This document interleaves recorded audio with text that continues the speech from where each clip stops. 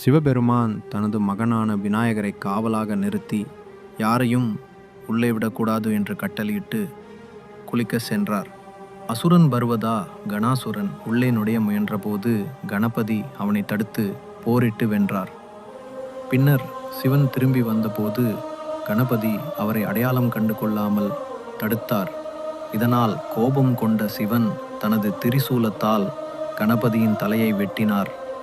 பின்னர் இது தெரிந்ததும் மிகவும் வருந்தி பார்வதி தேவியின் துக்கத்தை கண்டு மனம் மாறினார்.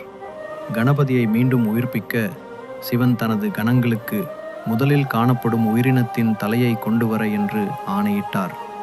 தமிழ் மற்றும் புராணம் இவற்றை அழியாமல் பாதுகாக்கும் முயற்சியில் ஈடுபட்டுள்ளோம்.